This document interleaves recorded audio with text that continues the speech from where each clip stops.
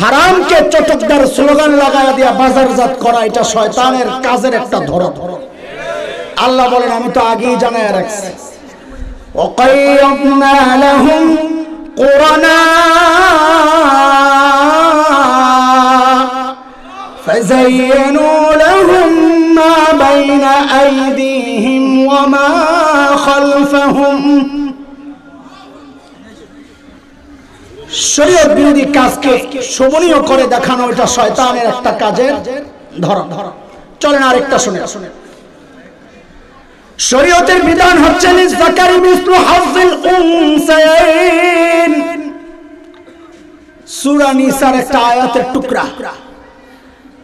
ছেলে মেয়েদের সম্পদ বণ্টনের নীতি শরীয়ত নির্ধারিত দিয়েছেন আল্লাহ। এই টুকরাটার অনুবাদ আমি যেভাবে করব আপনারা আমার সাথে সাথে বলবেন। ছেলে যা পাবে বোন পাবে অর্ধেক। বলেন,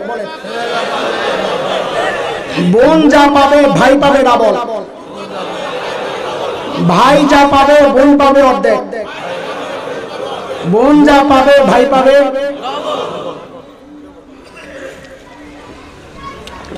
বলেন এই বিধানটা কার? আরো জোরে। শরীয়তের এই বিধানকে ঠেক দেওয়ার জন্য শয়তান একটা চটকদার স্লোগান বানাইছে। সেই স্লোগানের নাম হচ্ছে সমান অধিকার। বুঝতেছেন কথা? এই বিধানকে আটকানোর জন্য স্লোগান বানাইছে কি? মানে কি? মানে হচ্ছে তারা বুঝাতে চায় এই মেয়ে যেই বাবার সন্তান, এই ছেলে একই বাবার সন্তান, কিন্তু সম্পদ বন্টনের ক্ষেত্রে কেন 1 আর 2 এইভাবে বন্টন কেন? এটা ঠিক না, এটা মানবাধিকার লঙ্ঘন, এটা নারীর প্রতি অত্যাচার, অন্যায়, অবিচার ইসলাম করেছে। নাউজুবিল্লাহ। সমান অধিকারের এই স্লোগান একটা ধোঁকার স্লোগান। দুনিয়ার কোথাও সমান অধিকার চলে না।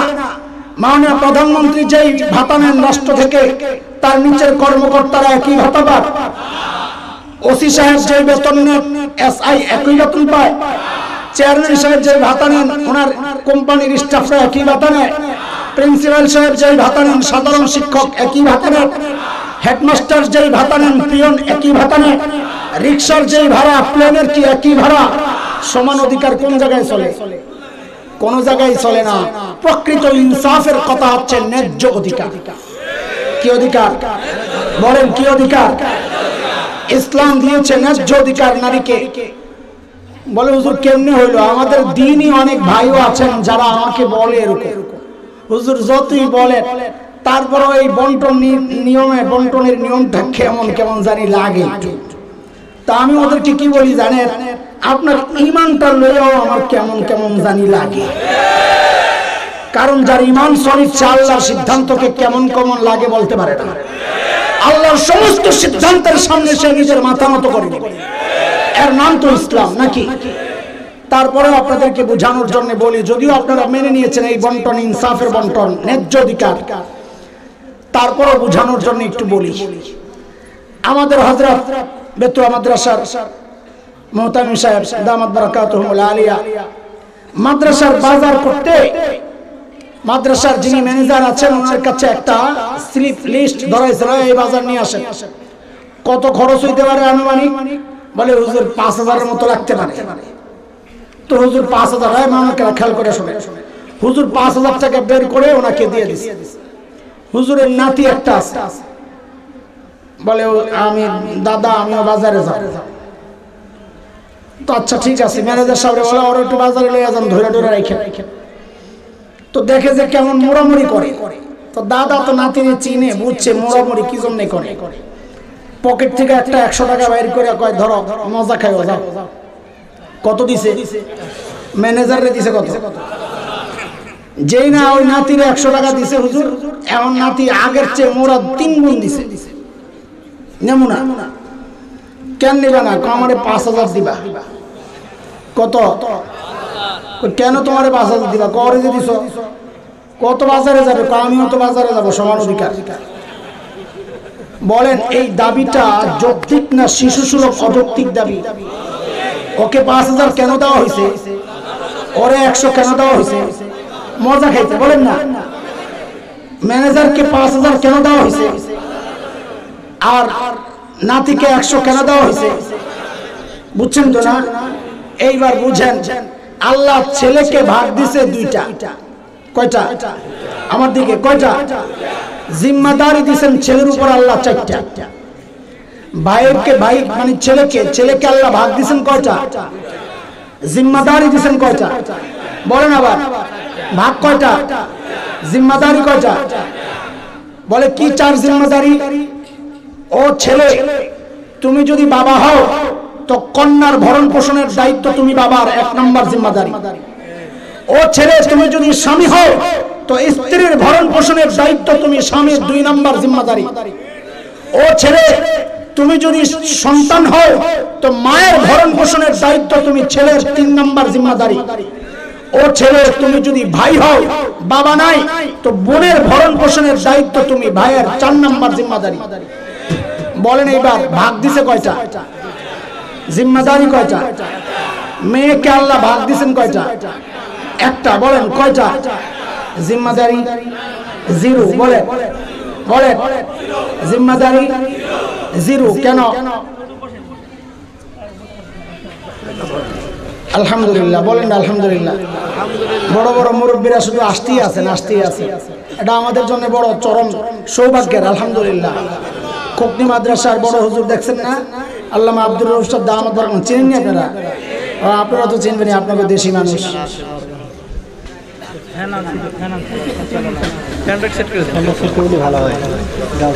বারবার আসেন না, আলহামদুলিল্লাহ। কিসমত আপনাদের। আল্লাহ আপনাদের এই মাদ্রাসাকেও খোকনি মাদ্রাসার মতো এরকম বড় মাদ্রাসা বানায়। ওই যে যত বড় বড় ওস্তাদরা আসছেন ওনাদের যে মাদ্রাসা, ওই রকম মাদ্রাসা হিসাবে আল্লাহ এই মাদ্রাসাকে ওই রকম বানায়। আচ্ছা ঠিক আছে, এবার শোনেন, আল্লাহ ছেলেকে ভাগ দিয়েছেন কয়টা? দায়িত্ব দিয়েছেন কয়টা? আবার শোনেন, দায়িত্ব কটা?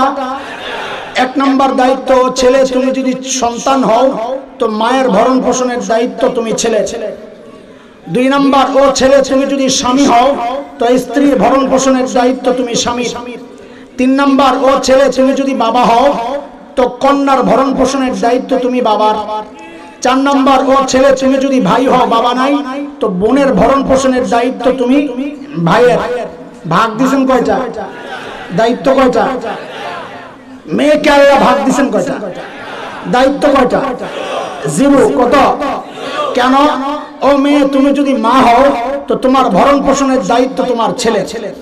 ও মেয়ে, তুমি যদি স্ত্রী হও তো তোমার ভরণ পোষণের দায়িত্ব তোমার স্বামী। ও মেয়ে, তুমি যদি কন্যা হও তো তোমার ভরণ পোষণের দায়িত্ব তোমার বাবার। ও মেয়ে, তুমি যদি বোন হও তো তোমার ভরণ পোষণের দায়িত্ব তোমার ভাইয়ের। দায়িত্ব কয়টা? দায়িত্ব কয়টা? ভাগ কয়টা? দায়িত্ব নাই তো ভাগ কেন দিছে? মজা খাই। মনে আসেনি বাজারের কথা? এখন এই মজা খাওয়া পাবলিক যদি বলে আমারও 5000 দেওয়া লাগবে ওই পিচ্চির মতো, তাহলে এই দাবিটাও একটা অযৌক্তিক দাবি। ঠিক আছে কথা? কাজী লিজাকারি মিসলু হাউজিল উনসায়াইন, ভাই যা পাবে বোন পাবে অর্ধেক, বোন যা পাবে ভাই পাবে ডাবল। শরীয়তের এই বিধানকে সমান অধিকারের নামে এই চটকদার স্লোগান লাগায়া এই বিধানকে যারা আটকায়া দিতে চায়, এরা ওই ছোট্ট বাচ্চার মতো শিশুসুলভ একটা অযৌক্তিক দাবি নিয়ে ঘুরতেছে। কথা কন ঠিক কিনা? কেন? বলে এটাও শয়তানের ধোকার একটা লাইন। এটা আল্লাহ জানায়া দিবেন, ওয়াকাইয়াবনা লাহুম কুরানা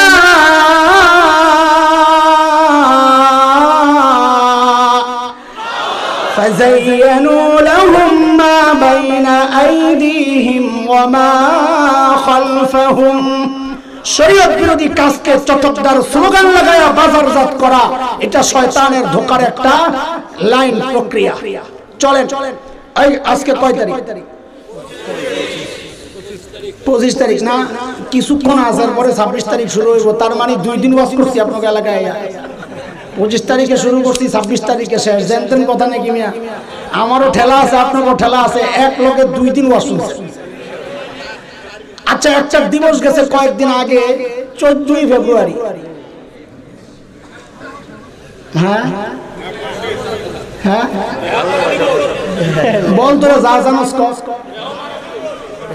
বেহায়াপনা দিবস।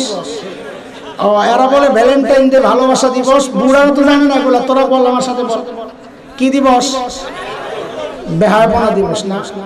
এটা তো এই এলাকার জন্য ঠিক আছে, কিন্তু আমরা যে এলাকায় থাকি ওই এলাকার বেহায়াপনা এত উঁচু মাত্রা, এই শুধু বেহায়াপনা দিবস বললে এই দিবসের শান মান আর ইজ্জত ঠিক থাকে না। এই জন্য আমরা নামটা পাল্টায় আরেকটা নাম দিচ্ছি, সেটা হলো বিশ্ব কুত্তা কুত্তি দিবস। সোজা বাংলা বলেন কি? এই যুবক যারা ফেসবুক চালাস, তোদের কাছে আমার হৃদয়ের থেকে একটা আহ্বান। আমি সব জায়গায় প্রচারণা চালাইতেছি যে বাজারে এই নামটা এস্টাবলিশ করা দরকার। এই দিবস বিশ্ব কুত্তা কুত্তি দিবস। কেন? যারা ভদ্র জানে না কিচ্ছু, এরাও বাইরে হইতে তখন লজ্জা পাবে, আরে মানুষ কি কয়, এটা বলে কুত্তা কুত্তি দিবস, তাহলে আর বাইরে হওয়া যাবে না। এই জন্য একটা সহযোগিতা আমাদেরকে করতে হবে, রাজি ইনশাআল্লাহ? সেটা হচ্ছে ফেসবুক তো চালাস তোরা না, আগামী বছর 1 ফেব্রুয়ারি থেকে এই মিশন শুরু। 1 ফেব্রুয়ারি একদম যখন মানুষ বেশি পড়ে এমন টাইম, তোরা ভালোই জানোস, ওই টাইমে একটা পোস্ট দিবি, আর মাত্র 13 দিন, ডট ডট নিচে দিয়া নিচে লিখবি বিশ্ব কুত্তা কুত্তি দিবস। 2 তারিখে আবার আরেকটা পোস্ট দিবি, আর মাত্র 12 দিন, ডট ডট দিয়া নিচে লিখবি বিশ্ব কুত্তা কুত্তি দিবস। আর ঠিক আছে ইনশাআল্লাহ, মনে থাকবে ইনশাআল্লাহ। কত 3 তারিখে আবার একটা পোস্ট দিবি, আর মাত্র 11 দিন, ডট ডট নিচে দিয়া লিখবি বিশ্ব কুত্তা কুত্তি দিবস। এইভাবে 13 তারিখ পর্যন্ত দিবি। 13 তারিখে যায় লিখবি আর মাত্র 24 ঘন্টা, নিচে লিখবি ডট ডট বিশ্ব কুত্তা কুত্তি দিবস। 1 ঘন্টা পরে আরেকটা পোস্ট দিবি, আর মাত্র 23 ঘন্টা। 1 ঘন্টা পরে আরেকটা, আর মাত্র 22 ঘন্টা। 1 ঘন্টা পরে আরেকটা, ঘন্টায় ঘন্টায় পোস্ট দিবি, আর লিখবি আর মাত্র সময় বাকি আছে এত ঘন্টা এত মিনিট। নিচে কি লিখবি? বিশ্ব কুত্তা কুত্তি দিবস। বলে হুজুর আপনি এর বিরুদ্ধে এত খেপলেন কেন? খেপার কারণ কি শুনে এইবার শুনে। 2 বছর আগে প্রথম আলো পত্রিকা আছে বাংলাদেশে, ওই পত্রিকা একটা প্রতিযোগিতা ছাড়ছে বাজারে। ও উম্মতের সচেতন আলেম যুবকরা, এগুলো আপনাদের বেশি জানা দরকার যে এই সময়ে শয়তান কোন কোন লাইনে ধোঁকা দেয়।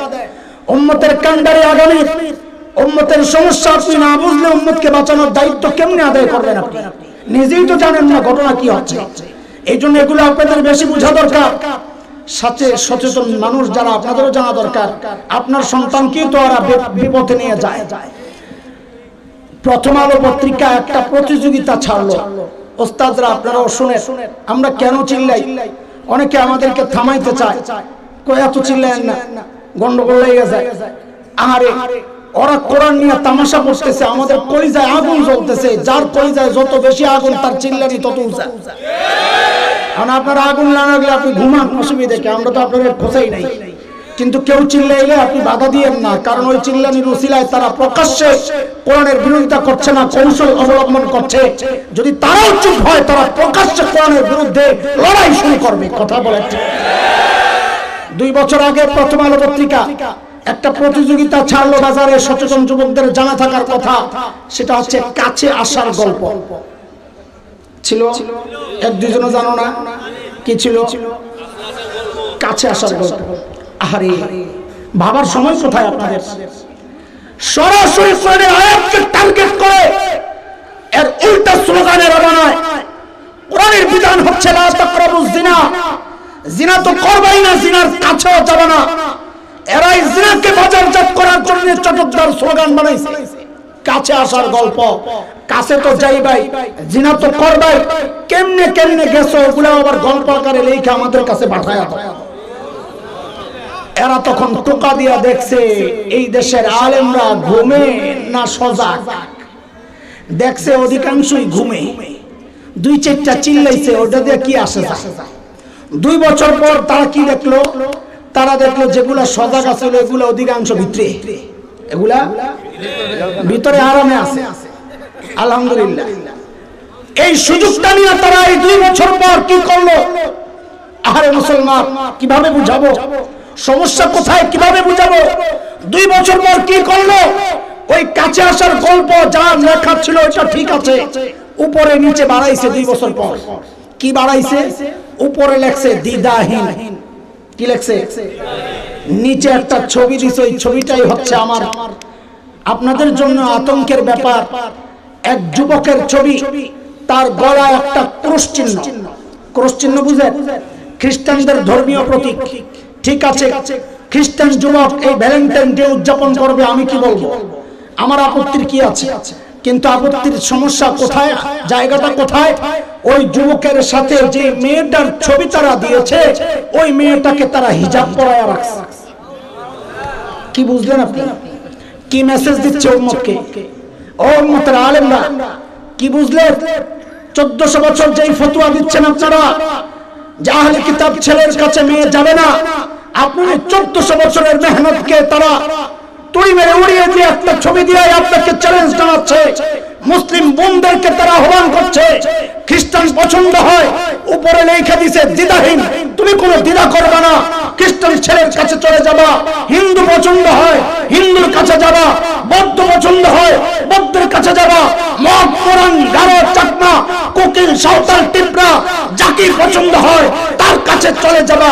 আপনি ঘুমাইতে থাকেন, ঘুমান আপনি। কি চ্যালেঞ্জ তারা করছে, খবর আছে আপনার? তো এত বছর কি ফতোয়া দিলেন?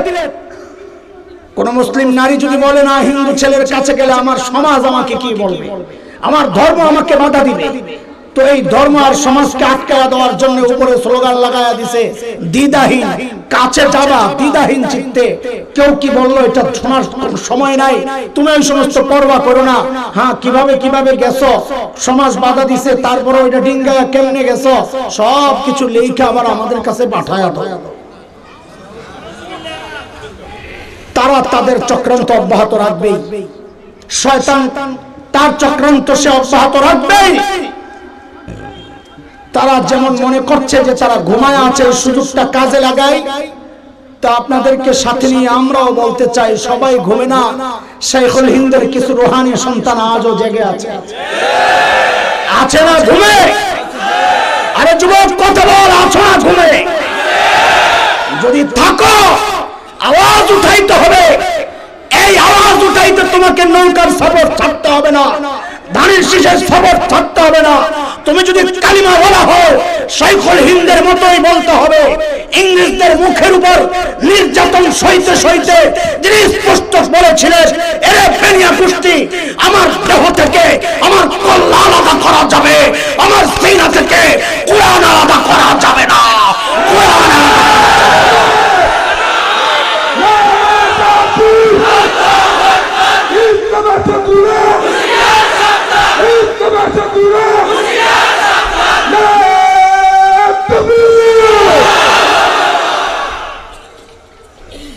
শয়তানের কাজের একটা ধরন এটা, শরীয়ত বিরোধী কাজকে চটকদার স্লোগান বানায় আমাদের সামনে পেশ করা।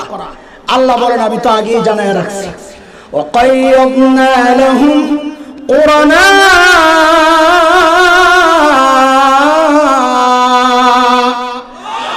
ফাযায়্যানু লাহুম মা বাইনা আইদিহিম ওয়া মা খালফাহুম। বুঝতেছেন কথা আমার? হ্যাঁ হ্যাঁ, আমার তো কষ্ট হইতেছে, আপনারা না বুঝলে তো সবই গেল। কোন বেড়া বলে বয়া বয়া ডিম খায় আর বলে মজা লাগে না, তো মুরগি বলে পাশের থেকে বলে মিয়া আমার পারতে জানটা বেরিয়ে গেছে, তোমার মজা লাগে না। তা আমার তো বলতে জান বেরিয়ে যাইতেছে না, আপনার যদি বুঝে না আসে তো সব গেল। কি মেসেজটা দিতে চাচ্ছি বুঝতেছে? আপনার চোখ খুলতে চাইতেছি, আপনার হৃদয়কে একটু খুলতে চাইতেছি। এটা আমার কাজ। আপনাদেরকে বসে বসে তেল দেওয়ার ওই শিক্ষা আমি পাই নাই। ওই তেল দেওয়া ওয়াশ চলতেছে, কি মনে আছে না? এখন কি চলতেছে? ওয়াশ চলতেছে। এরপরে সুযোগ থাকলে, আপনাদের ধৈর্য থাকলে কিছুক্ষণ কি চলবে? ওয়াজও চলবে ইনশাআল্লাহ। আছেন তো ইনশাআল্লাহ? সারা রাত ইনশাআল্লাহ। আমি মরে যাই, তোরা সারা রাত ওয়াজ শুন। হুজুর মরে যাক, তাতে কি আসে যায়? এক বুজুর্গ ওয়াজ করছে, কোন এলাকায় আল্লাহওয়ালার কবর থাকলে আশেপাশের কবরওয়ালারাও রহমত পায়, হাদিসে আছে। ওয়াজ করে গেছে হুজুরে ঘরে। আগেরকার দিনে তো হুজুরের আঙ্গ মতন আসলো না, পুরুত পারুত আইতো আর যাইতো না। আসতো একদিন আগে, বয়ান টয়ান করে থাকতো, সকালবেলা ডিম চাইল আন্ডা আরো কলা যাবে বস্তা করে এরপরে রওনা দিত। তো রাত্রে ওয়াজ করে যখন ঘরে গেছে, দেখে বাইরে চিল্লাচিল্লি হয়। খাদেমরে পাঠাইছে, যা তো দেখতো কি বইলা, কোন বিপদে বললাম। খাদেম যা শুনছে দৌড়ে এক হুজুর তাড়াতাড়ি গাড়ি গোল করেন, এই এলাকায় রাত্রে থাকা যাবে না। বলে কেন? আপনি ওয়াজ করছেন এলাকায় আল্লাহওয়ালার কবর থাকলে আশেপাশের কবরওয়ালারাও কিছু রহমত পায়। এলাকার মানুষ চিন্তা করতেছে আমগো এলাকায় তো কোনো বুজুর্গ নাই, তো আমগো কপালে তো রহমত নাই, হুজুরের মাইরা কবর দেয়। হুজুর মরে যাক তাতে সমস্যা নাই, আমগো রহমত দরকার। হ্যাঁ আমি মরে যাই, তোমরা ওয়াজ শোনো। আল্লাহ আল্লাহ আল্লাহ।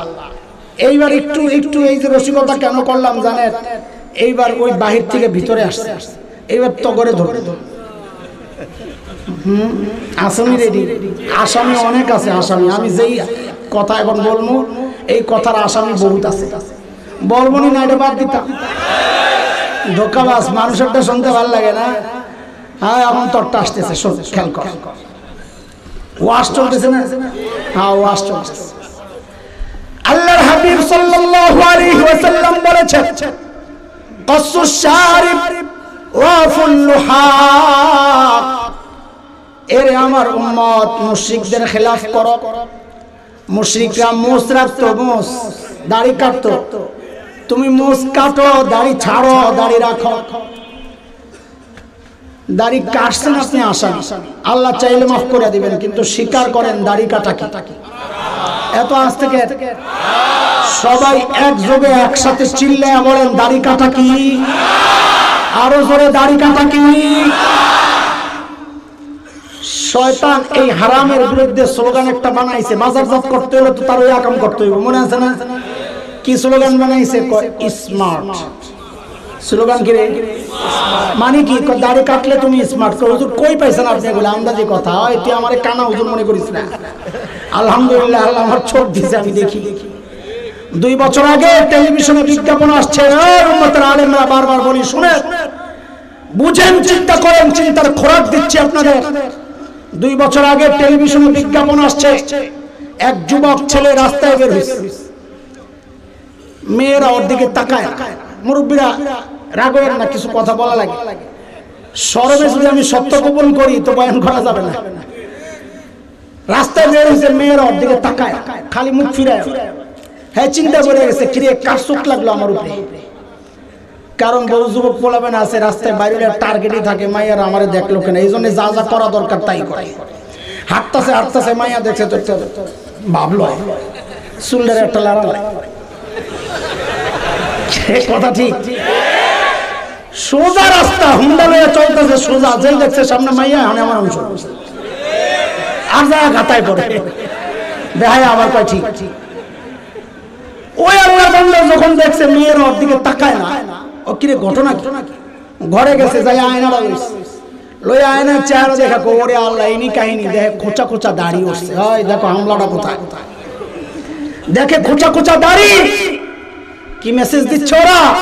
ওরা মেসেজ দিচ্ছে তুমি দাড়ি রাখবা, তুমি আনস্মার্ট, মেয়েরা তাকাবে না। যেই কোম্পানির বিজ্ঞাপন, ওই কোম্পানির একটা রেজার কিনছে, কিন্না সুন্দর করে শেভ কইরা সাফান সাফা হয়ে এখন রাস্তায় বের হইছে। এখন সব মায়েরা খালি ওর দিকে তাকায়। কি বুঝাইলো? দাড়ি রাখবা তুমি আনস্মার্ট, দাড়ি কাটবা তুমি স্মার্ট। নাউজুবিল্লাহ করেন না থাক। দাড়ি কাটলে স্মার্ট, এই কথা ঠিক না বেঠিক? কেমনে বেঠিক, কেমনে বুঝলেন? কারণ আমরা দেখেছি মানব ইতিহাসের সবচাইতে সুন্দর আর স্মার্ট পুরুষের নাম হচ্ছে মুহাম্মদুর রাসূলুল্লাহ সাল্লাল্লাহু আলাইহি ওয়াসাল্লাম। দাড়িওয়ালা না দাড়ি কাটা? আমার নবী কত সুন্দর ছিলেন জানেন আপনারা? হ্যাঁ আরে ওই সময় তো নাই আমার, একটু শোনাই খালি, এটা নিয়ে কথা বললে আবার আরেক রাতের দরকার। আহারে আমার নবী কত সুন্দর ছিলেন, সুবহানাল্লাহ। আম্মা জান আয়েশা রাদিয়াল্লাহু তাআলা আনহা বলেন, আহারে মিশরের মেয়েরা নবী ইউসুফের সৌন্দর্যে পাগল হইয়া হাতে যে ছুরি ছিল, ছুরি দিয়ে হাত কাটে আর বলে, কোরআন সূরা ইউসুফে বর্ণনা দিচ্ছে এইভাবে, ওয়াকাত্তানা আইদিয়াহুম ওয়াকুলনা হাশা লিল্লাহ মা হাযা বাশারা ইন হাযা ইল্লা মালাকুন কারীম।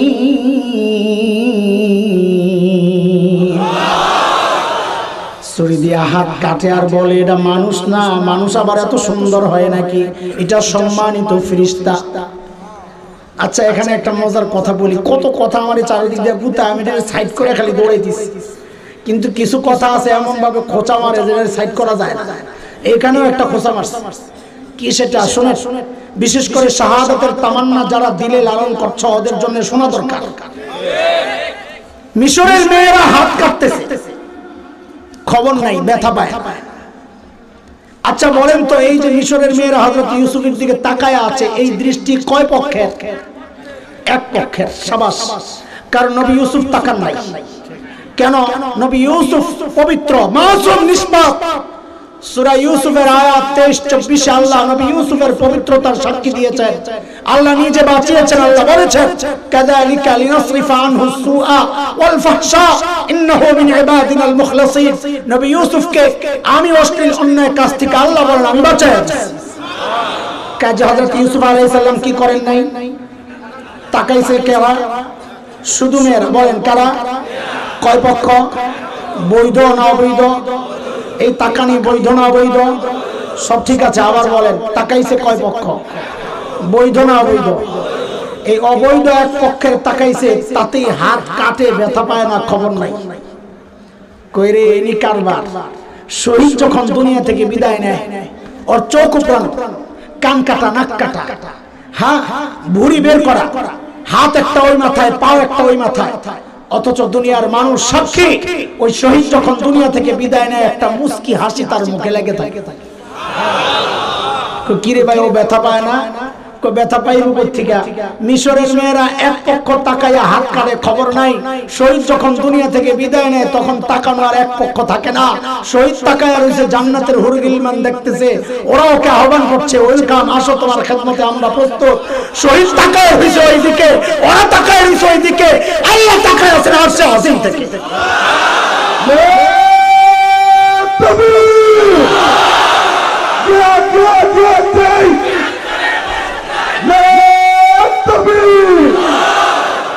কয় পক্ষের দৃষ্টি বিনিময়? তিন পক্ষের দৃষ্টি বিনিময়। শহীদও দেখতেছে, জান্নাতের হুরগিল মানুষ দেখতেছে, আল্লাহ তাকায় আছেন, তো ব্যথা পাইবে কোথেকে? আম্মা জান আয়েশা বলেন, আরে মিশরের মেয়েরা নবী ইউসুফের সৌন্দর্যে পাগল হইয়া হাতের ছুরিগুলা দিয়া নিজেদের হাত কেটেছিল। মিশরের মেয়েরা যদি আমার হাবিবকে দেখতো তো এই ছুরিগুলা দিয়া হাত না কাইটা নিজেদের কলিজাগুলা টুকরা টুকরা করে ফেলত। আরবের বিখ্যাত কবি সাহাবী কবি হাসান ইবনে সাবিত নবীর সৌন্দর্যে পাগল হইয়া কবিতা লিখতেছেন। আরে কি দারুণ কথা! ওয়া আহসানু মিনকা লাম তারা কাত্তু আইনি ওয়া আজমালু মিনকা লাম তালিদিন নিসা খুলিকতা মুবাররাআন মিন কুল্লি আইবিন কাআন্নাকা ক্বাদ খুলিকতা কামা তাশা। ওগো নবী, আপনার চেয়ে সুন্দর এই চোখ কোনোদিন কাউকে দেখে নাই, আপনার চেয়ে সুন্দর কোন মা কাউকে জন্ম দেন নাই। নবী গো, আপনার দিকে তাকালে মনে হয় আল্লাহ আপনার চাওয়া অনুযায়ী সমস্ত ত্রুটি মুক্ত করে আপনাকে দুনিয়ায় পাঠায়া দিয়েছেন। এক কবি তো নবীর প্রশংসা লিখতে যায়, সৌন্দর্য লিখতে যায়, বলে না আমার পক্ষে কেন, কারো পক্ষেই সম্ভব না। কি লিখতেছেন? ইয়া সাহিবাল জামাল ইয়া সাইয়্যিদাল বাশর মিন ওয়াজহিকাল মুনীর লাকাদ নাওয়ারাল কমর লা ইউমকিনুস সানাউ কামা কানা হাক্কুহু बाद अज़ खुदा बुज़ुर्ग तू ही किस्सा मुख्तसर। ও সৌন্দর্যের বরপুত্র, আপনার চেহারার দিকে তাকালে মনে হয় ওই চাঁদ, পূর্ণিমার চাঁদ আপনার চেহারার আলো দিয়ে আলোকিত হয়েছে। আপনার প্রশংসা আমি কেন, যেভাবে করা দরকার, যা বলা দরকার আমি কেন কারো পক্ষে এটা হক আদায় করে বলা সম্ভব না। তাই শেষ একটা কথা বলে দেই, এইটাই শেষ কথা, আল্লাহর পরে সবচাইতে সম্মানী আপনি আর কেউ না। আচ্ছা বাদ দেন, আমার নবী যে এত সুন্দর ছিলেন কারণ জানেন আপনারা? জানেন না? আরে তো কি জানেন? কারণ হলো নবী সকালে একবার, দুপুরে একবার, রাতে ঘুমের আগে একবার, প্রতিদিন 3 বার জিলেট রেজার লইয়া শেভ করতেন। এত আস্তে নাউজুবিল্লাহ। আমার নবী এত সুন্দর ছিলেন দাড়ি কেটে না রেখে। বলেন না, বলেন না, চিৎকার করেন। আমার নবী এত স্মার্ট ছিলেন দাড়ি কেটে না রেখে। তোমারে কে বললো দাড়ি কাটলে স্মার্ট হয়? বলেন না, কে বলছে? কে বলছে? তা আল্লাহ বলেন আমি তো আগেই জানাইয়া দিছি, ও হারামকে বাজারজাত করতে একটা চটকদার শব্দ লাগাইয়া দিবে, ওয়াকাইয়ামনা লাহুম কুরানা ফাযায়্যানু লাহুম মা বাইনা আইদিহিম ওয়া মা খালফাহুম। বুঝতেছেন কথা আপনারা? আর এইভাবে যদি চারদিক থেকে বলতে থাকি, খালি সারা রাত খালি এগুলোই বসে বসে বলতে হবে। আপনি চোখ খোলেন, দেখবেন যেদিকে তাকাবেন ওরা ওই চক্রান্ত চালাচ্ছে। চটকদার স্লোগানের পেছনে পইরা মানুষ করে গান বাজনা। শরীয়ত কয় গান বাজনা কি করে? গান বাজনা, নাটক, সিনেমা। শরীয়ত বলে ওরা একটা চটকদার শব্দ লাগায় নাম দিছে বিনোদন। নাম দিছে কি? দেখছেন না কারবার? টাকনুর নিচে কাপড় পরা কি কার জন্য? মেয়েদের জন্য। কাপড় টাকনুর উপরে পরা কি? ওরা দেখেন কি কাজ করছে, ছেলের কাপড় নামায় দিছে টাকনুর নিচে, মেয়েরটা উঠায় দিছে উপরে। এই হারামকে বাজারজাত করতে নাম দিছে ফ্যাশন। কি এটা? দেখছেন নি কারবার? এইরকম হাজার উদাহরণ আপনাদের সামনে। আপনারা চোখ খোলেন, দেখেন চারদিকে। শয়তানের কাজ এটা, হারামকে বাজারজাত করতে সে একটা চটকদার স্লোগান লাগায়া দিবে। ওই স্লোগানের ধোঁকায় পড়া মানুষ ওই হারামের মধ্যে জড়ায় যায়। আল্লাহ আমাদেরকে হেফাজত করে।